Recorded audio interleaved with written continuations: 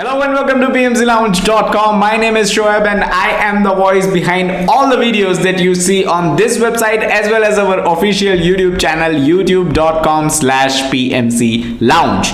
If you are first time here, we are all about PMP and project management. So consider subscribing to the YouTube channel if you want more such content. Now, in this short Lounge Fever video, by the way, Lounge Fever is a series of videos where I try to answer your questions received on email, YouTube comments, Twitter, pigeons, and all other possible avenues. So in this video, I am taking up a question that came from one of our subscribers, and it says, what is a risk audit? Now, during the course of your project, you may come across several types of audits. Risk audit is basically an external assessment of your project risk. So you invite someone who is not a part of your project team. This is important. Someone who is not a part of your project team, and you ask them to review your project's risk register.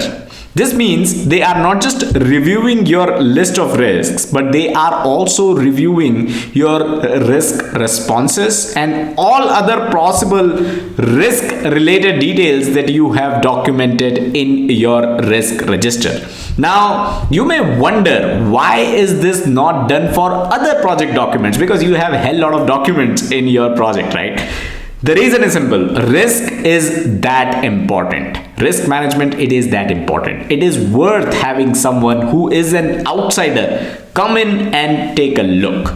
So that's all that we had in this video. Hope your question was answered. Some important links are in the description below. The first one is a playlist of every single video that we have done on risk management, and second one is a playlist of all the Lounge Fever videos, all your FAQs of risk management knowledge area. So check those links out, and if you have any risk management related questions, feel free to drop them in the comments below. Do not forget to subscribe to the channel, and I will see you in the next video.